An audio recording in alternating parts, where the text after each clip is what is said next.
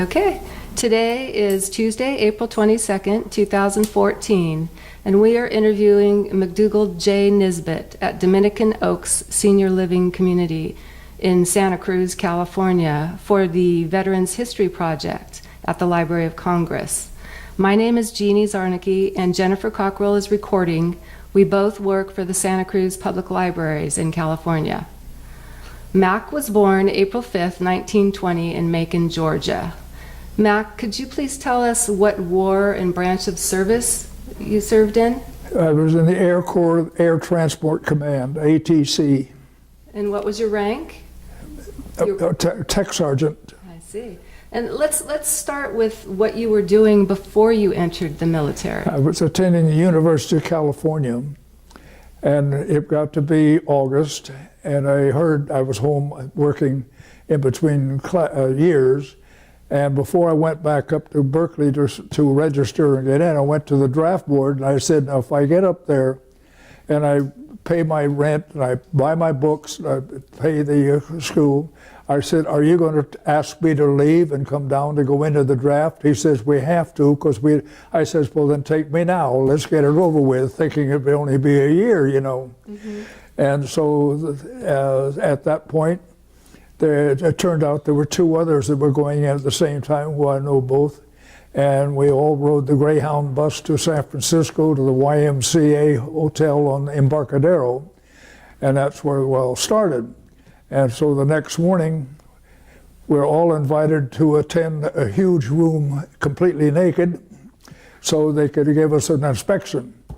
And they almost dropped me out because they saw I had varicose veins, but I told them I had a thrombosed with sodium morate. I'd played football, I played basketball, I worked and so on. They said, well, okay, we'll stay here, we'll take care of you. So that was the beginning of my life as in the military. From that point, we passed that, and then they put us on a bus and sent us to Presidio Monterey, where we'd be assigned. And while we were down there, we felt like the three of us stayed pretty much together. We felt like this, do we want to be in the infantry crawling on our belly around here? And as we were standing around talking, my recruiting sergeant came up and said, could I interest anybody in wanting to enlist and get out of the draft army? And, well, what have you got? I said, do you have artillery? He says, no, that's all filled up, pal. You can see I had it. I said, coast artillery? He says, that, pal, that's all filled up. He says, well, I'll tell you what I have got. I have the Air Corps. You just bought us. So we got our discharge from the 4 days out of the draft army, and then we enlisted in the regular army into the United States Army Air Corps. And from that point, they then sent us to Ellington Field outside of Houston, Texas, for our basic training to begin. We spent about 6 weeks there learning how to march and do this and that. And then the day of assignment came, and there were 3 places to go down through the South and 1 place back in California.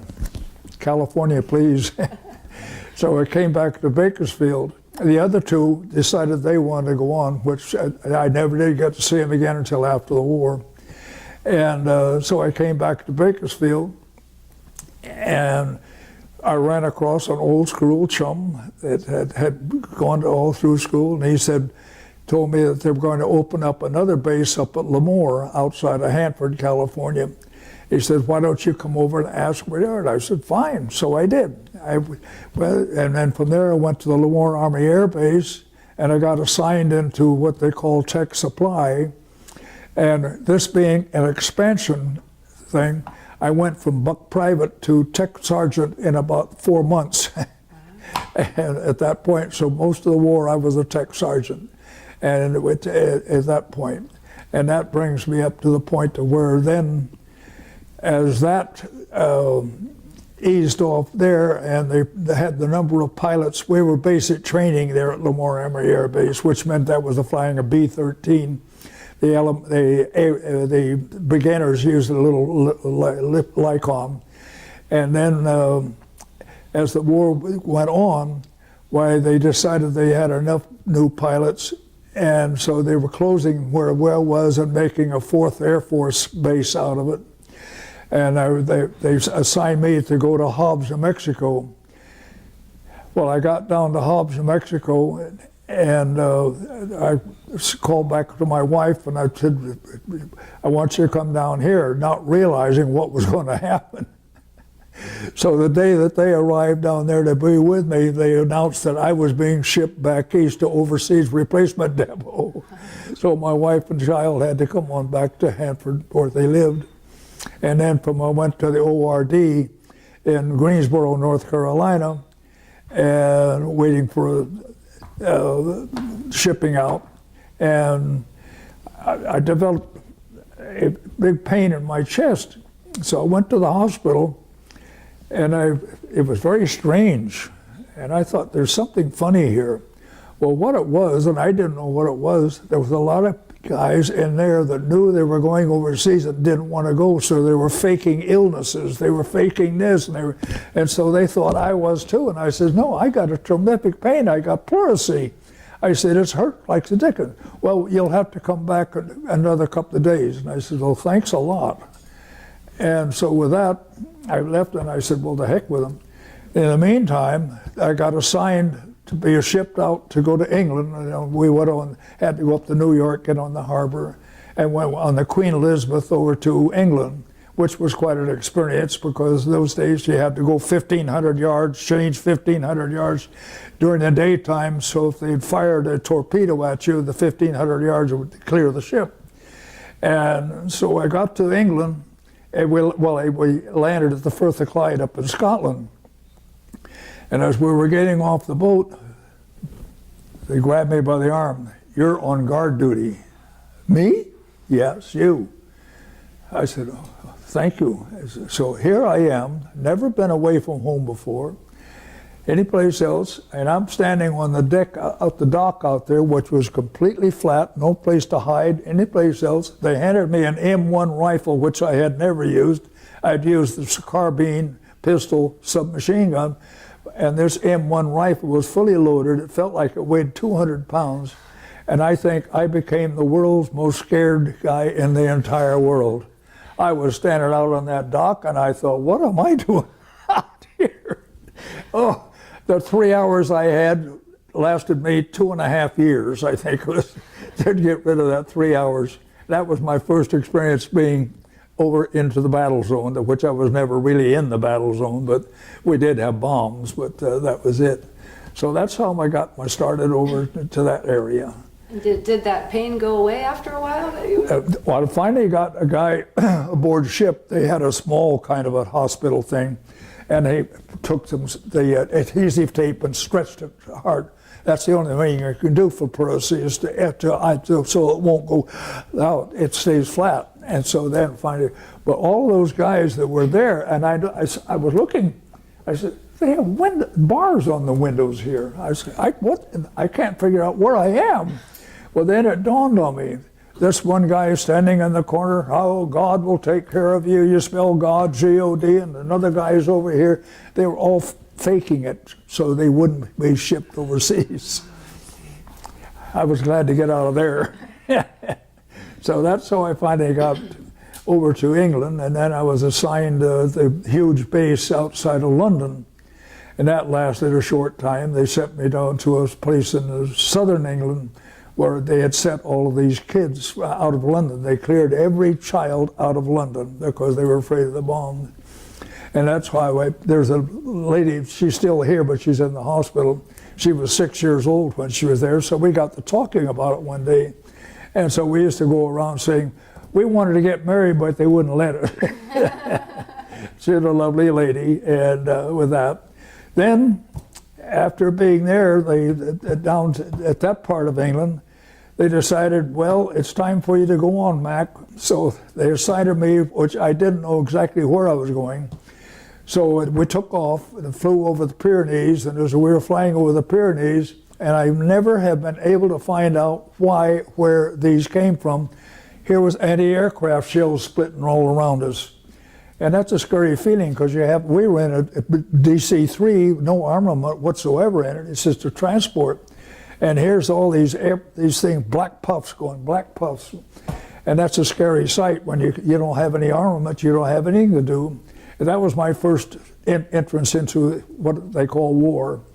And fortunately, then we landed in Italy at the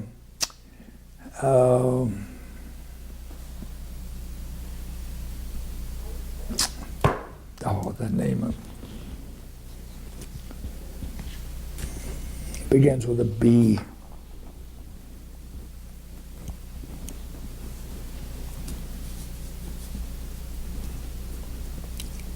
Isn't that awful?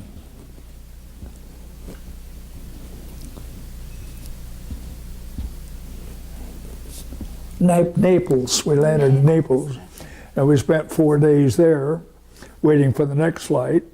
Then the next flight took us over to Africa, and we landed. They wouldn't let us off the airplane.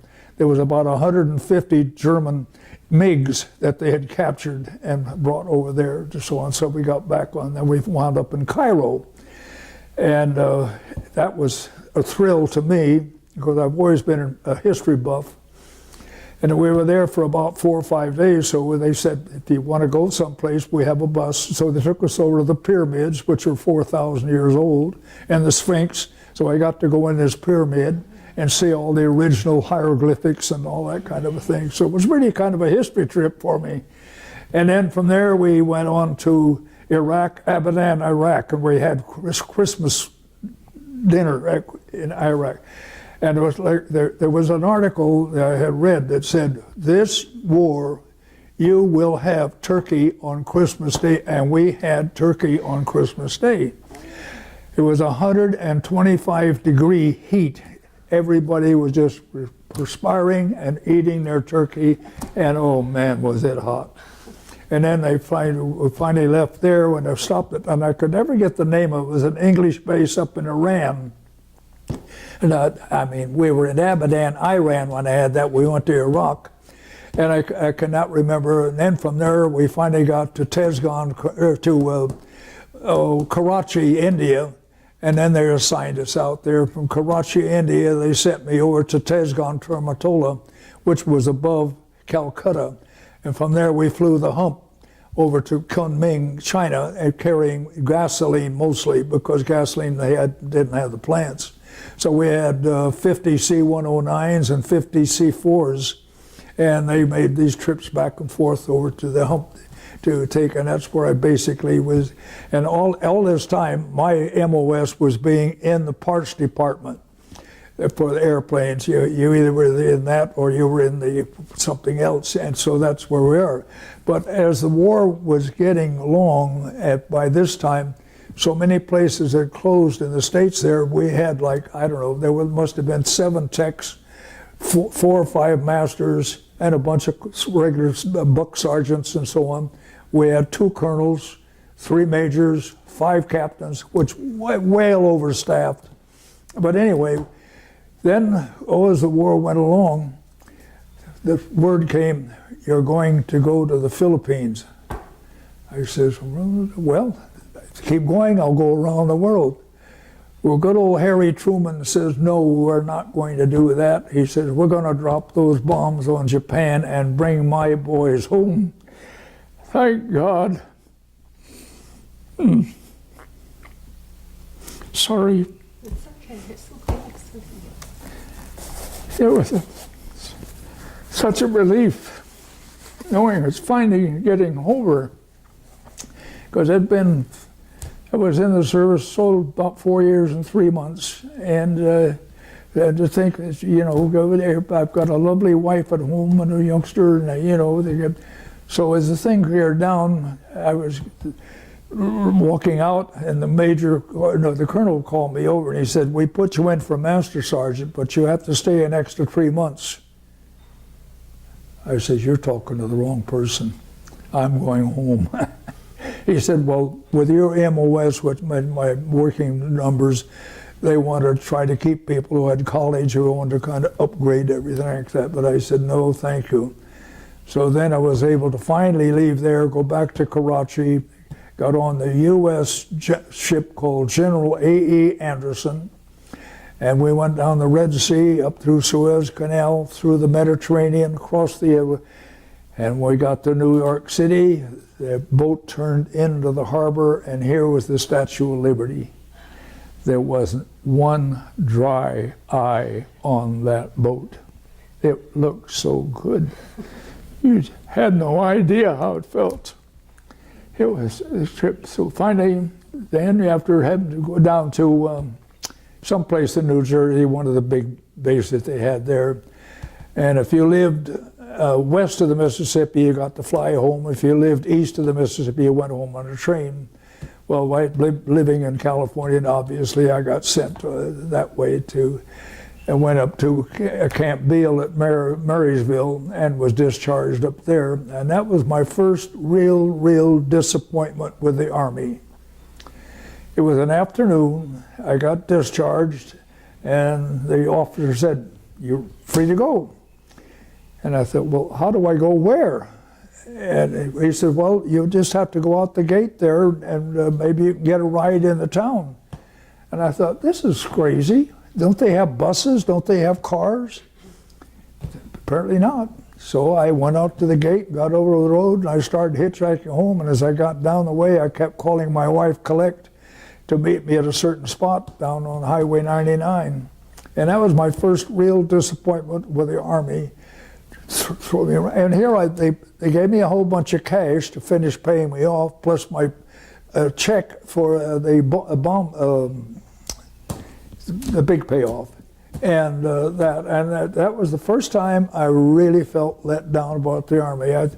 I had learned about World War I when I was working in San Luis Obispo in a lumber yard. My dad was foreman of the yard, and between school years, and there was a guy there that his name he was in World War I, and he used to talk to me about it, how things were there, how tough it was, that they didn't have adequate medical help, they didn't have adequate food. They were getting all kinds of sicknesses and disease and all of these things. Well, during World War II, we were pretty well supplied in everywhere I was. Now, I can't say, now, my brother-in-law went through the Battle of the Bulge. That was different. But they seemed to do so much for us during World War II, and I hope that this is what this is going to be about. So, I hope we don't have another war. That they get this thing down to where you can get as much help as you can possibly get. And as far as I'm concerned, I thought they did a very good job for us, except that last little letdown. I didn't expect a brass band playing. I didn't mean that at all.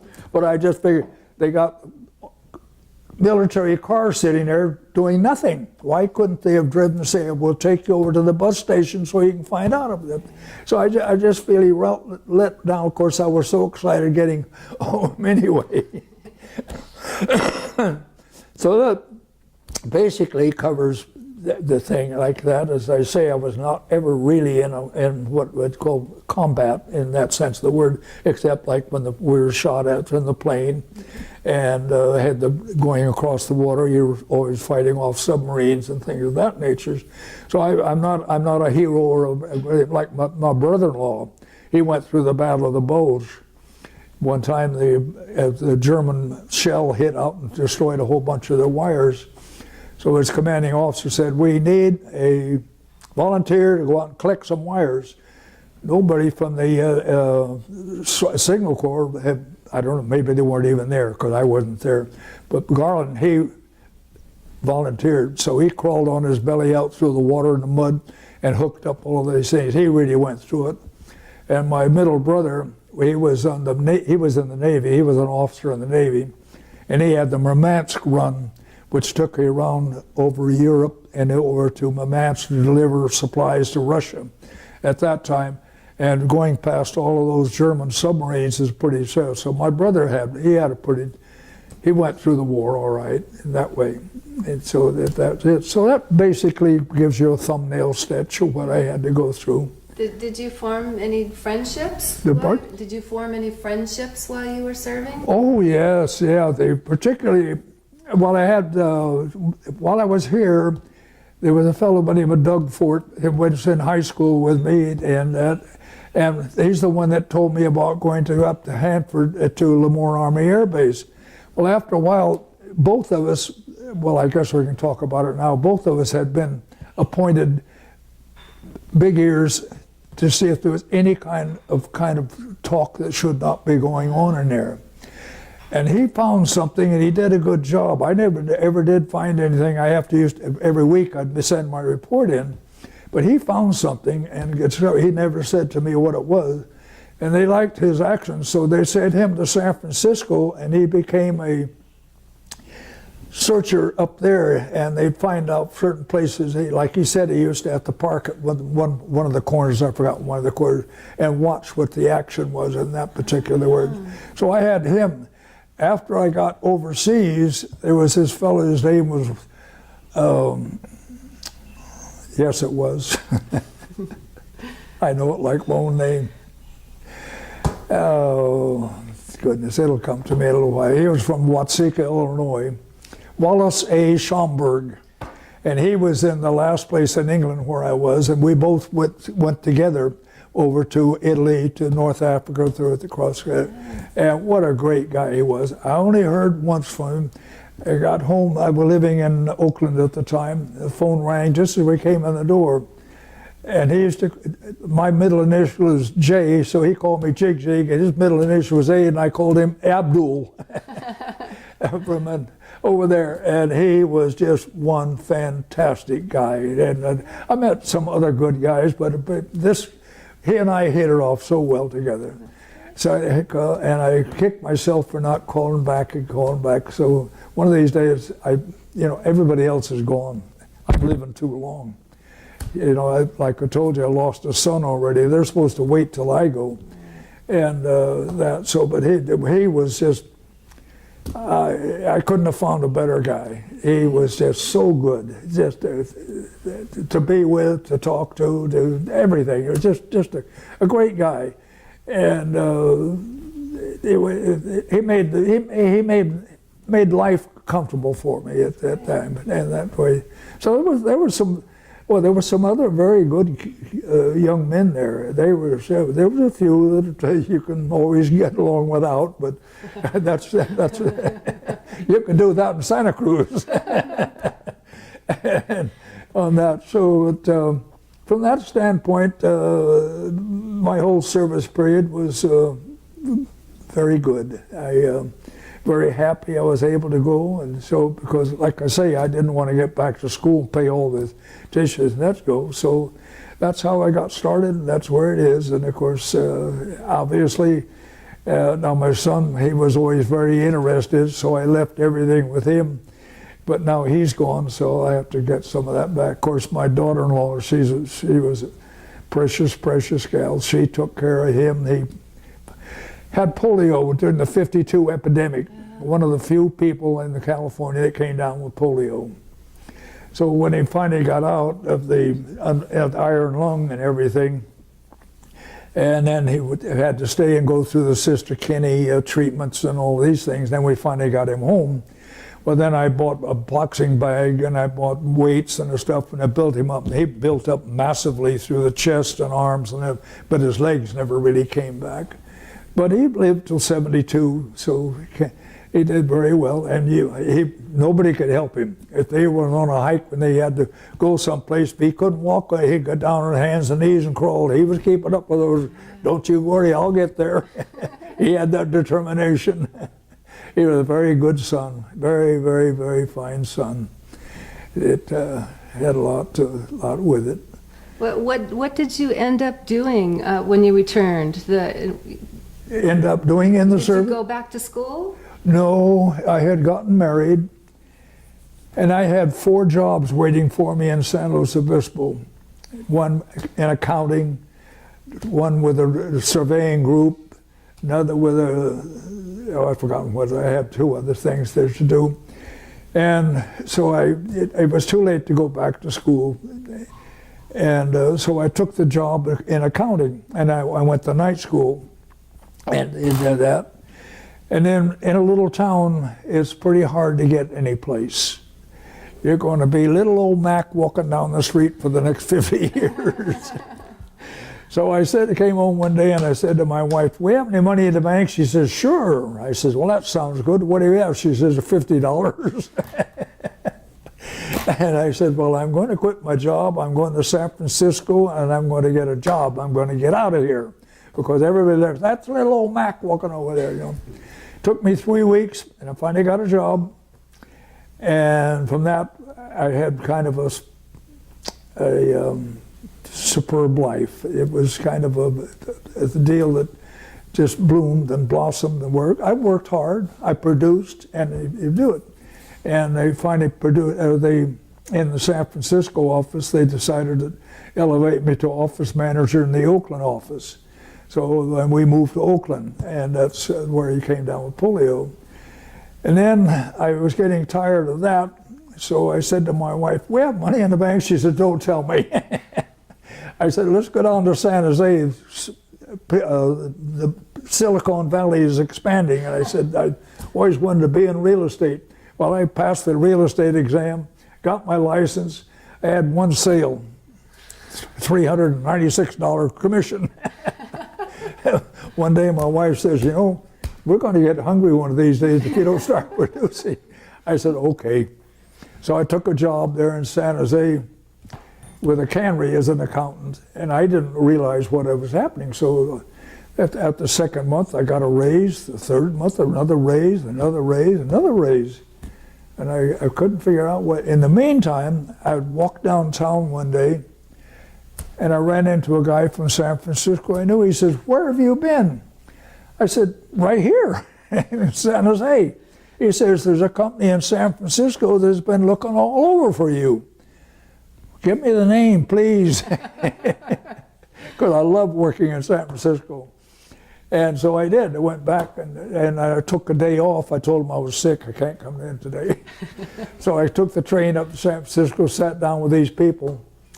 Well, the salary was about 2.5 times what I was getting there, so it didn't take a genius to figure out who was going to quit a job and move. So then I became with another company. I finally left them and I came with another company. And I worked enough to where they made me general manager of that one. And in the meantime, we bought another company up in Seattle. And so who do you think they made general manager of that one too? Me. So my wife used to call me ping pong because I was going back and forth so much. So it worked out I've had kind of a charmed life, and it worked. But you know, if you work hard, you do things, you make your own life, and it was nice. And so I have no complaints. I had a wonderful, beautiful, precious wife. And oh God, I could start crying again. She was a humdinger, which reminds me, while we were stationed at Hanford, Jack Benny came up and put on a program there. And there's a little town called Coalinga over here. And remember, what was the black fellow's name? Not Chesapeake, whatever his name was. Anyway, and so he said something, and Jack said something, and he said, well, he must be a humdinger from Coalinga. And of course, the place roared. Well, then there's a little voice that comes on to explain to the rest of the United States what Coalinga is, you know. So it was fun. This was a real life thing. You got to see Jack Benny in person, Rochester in person, and all this, and it was fine. So like I say, I've had a charmed life, but I've had some ups and downs with things. Of course, in the meantime, finally lost my mother and dad. And later on, my oldest brother went, and then just recently, my middle brother left. And so it's down through, you know, just the way life is. Mm-hmm. So it's been I'm very happy with my entire life. That's great. Were there any life lessons that you learned from your military service? No, there's nobody. That's why I say I've got to get on the phone to see if I can get Schomburg down. Now, Doug Fort, who and I went in together, I know he died. Practically, there is one fellow left in San Luis Obispo, Clyde Philbrick. He was at Hezgon Kermatola flying that. He was a pilot. In fact, his dad had a plane, And in 1935, I got my first flight on a plane. He worked for Union Oil Company and had a plane. And Clyde and I were both on the school committee there. Each class had representatives. And so Clyde said, if you all bring a letter from home, say that you can go up, and my dad can have the letter. He says, for a little present, he'll take you up and fly you for 15 or 20 minutes around the place and so on. So that's what we did. So that was my first flight. And that was fun. But outside of that, there's, as far as I know, I'm outliving everybody. Well, now, did your military experience, did it influence your thinking about war or military in general? I don't quite follow you there. Your military experience, did it change your thinking about war or military? Yeah. Well, no, it never changed my thinking. War is one of the worst things that's ever happened to a human being. There's just no two ways about it. But the thing that, like, I appreciated was how well the United States took care of us, and it said, because now they developed the C and the K rations so that you could have food. Sometimes when those typhoons come down those islands over there, they'd wipe out everything. You couldn't cook, you couldn't do anything. But you had your C and K rations to eat, and they had medical people there to help you. They had trained medical people. But as far as I'm concerned, war should be outlawed, period. Mm-hmm. And that's one of the things I don't understand about today's living. There was a talk for a long time about United Nations, so many companies send so many, and have a United Nations army that would go in, say, to a country that's having, well, right now, what Russia's having with one of their provinces. They should send them over there and settle the thing, get it out of it. Don't start killing people all over again. It ruins the things. It's so dumb. And destroying it, and even though that you might not be in, a lot of people can't take that, and that puts them off unbalanced, and nothing good comes out of a war. Mm-hmm. Nothing. Mm-hmm. Absolutely nothing good, except they know how to manufacture more killing things. They do that well. Right. But no, wars just, there should be some way to abolish it, get rid of it, do something, and have some other kind of way to settle it. But human beings are strange. And is there anything that you'd like to add that we haven't covered in the interview? Did we miss anything?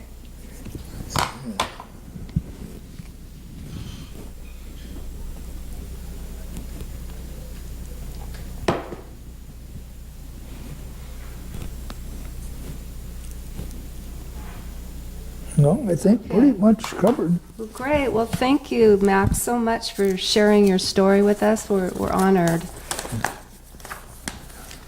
We're very honored that you were able to share your story with us. Oh, thank well, you very much. I appreciate you hearing me, because like I say, one of the things that I have so much impression about is when I was working there and the fellow telling me about World War I.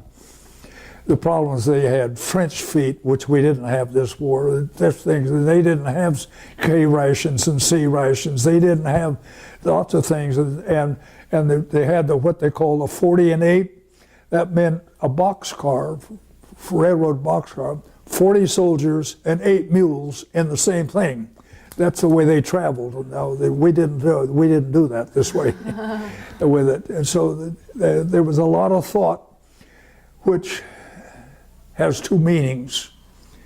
Improve the war by helping this, and this. Well, why don't we destroy war? Let's get rid of it. That would be better, but I don't think that's possible, not with human beings. Human beings don't work that way. And animals survive because it's survival of the fittest. That fits them. But you'd think by now, people with a brain, let's figure out some other way. I had a lot of fun going back to Europe after the war. I had learned to speak some German, speak some French, speak some Slavonian, speak Chinese, speak some Japanese, and things like that. And I found out one thing. If I went to them and I talked to them in their language, I was received much better. And it's even like in Japan, we say we're there in San Luis, we had Japanese students, Chinese students, Greek, all these places. And I always have loved, I had a couple of years of German, a couple of years of French, I took a little Spanish, and then I learned how to speak some Slavonian, I speak some Italian, I speak some of this. And as soon as we were in Japan, no, we were in China, we were in Taiwan, and I didn't have a match, and so I asked the driver in Chinese, I need a match. Oh, he gave me cigarettes, he gave me matches. And in Germany, there's still an override. And I wanted to find out a certain thing in a little town that was left over from the Romans back in the empire days of the Romans. And so we were driving around. It was with my daughter and her husband. He had been take 3 years into the service. And instead of going to one of the countries he's there, they assigned him over to Europe. So my daughter made us promise that we'd come visit. So we did. Well, it was one wonderful trip because he had the United States military license on plate, which meant he got so much gallon of gasoline for 2 bits and so forth and so on. So we went around the place. But we got to this little town, and I rolled down my window, and the guy sitting in it, so I asked him in German where this was. He started saying, and in German he says, "Come with me, I'm going to show you all the way. I appreciate you asking." But you got so, and it's the same thing happened, like I say, in China. I didn't have a match for I was smoking in those days, and so I asked him in Chinese for a match. Oh, he stopped the car, he went for cigarettes, because England had a bad habit when they would go into a country. Instead of trying to speak there, they would take us in their language and they'd raise their voice. "I told you not to do that." He's supposed to understand it better because it's louder, And so if you show some appreciation and you show some kindness and so on, it pays dividends. It's like today, you do something for somebody and all of a sudden good things happen. And if people would go under those circumstances, good will always overcome evil. And I'm a firm believer in it. But, you can't twist everybody. You can try, but that's life and with it. So I hope I've covered everything for you. Yes, you have. Thank you very much. Good. We appreciate you sharing. Well, I appreciate it, and I hope this will help somebody that goes down the line. And that gave me a little chance to review a lot of this stuff. And there was, I forgot to tell you about one thing. Okay. We were in England, and this is where I was sent down to this other place where I was telling you about the little girl. So I was standing there on the street corner, and this officer across the street says, "Is your name Nisbet?" Here I am, 7,000 miles from home. "Is your name Nisbet?" And I started laughing, and I couldn't quit laughing. He was an officer, and I was an enlisted man, and he got mad. I couldn't help it, but I just, like I say, 7,000 miles from home, and somebody knows your name? Finally, I settled down some to tell him yes, and I said, obviously, my brother was a professor at Cal in sociology, or what they called it, social institutions instead of that. And so he was very well impressed with my brother. And he and I, my oldest brother and I did look quite a bit alike. My middle brother, well, we called him a reject. He was a typical middle brother too, I'll tell you. And me being the baby. But it was, like I say, I just could not quit laughing to answer that poor officer, and he finally walked away. But I just couldn't believe it, 7,000 miles from home. Your name is Nisbet? Why, of course, everyone in the world knows that, sure. Oh, yeah. There's good fun in everything, no matter how serious, how bad goods. But lots of memories. And I did. I had some, particularly that last station I had over in India. There were a lot of good kids there. They'd been to college. They were going to college. They were making stuff out of their life. Going back to the original Army, you know, instead of saying municipal, they always say, what do they say? Municipal. They say municipal. And they words like that, you know, and you can tell that they absolutely, well, it was good in one respect. It kept them off of the street. They were in the service. But so many, where I got sent down to Hobbs, New Mexico, it sits right above Texas and up towards there. And it sat in this valley, and it was a basic training field. It ran like a country club. And I said to and that's just where I'd call my wife, and she was going to come. And the day she got there, they told me I was being shipped out. But at that little place, they protected it. They wanted it. They ran it just like they were on a vacation over there. I couldn't believe what I was getting into, and in fact, I was very happy to get out of there. I didn't need to be there at all. So I think that about covers it. All right, thank you so much, Oh, Matt. my pleasure.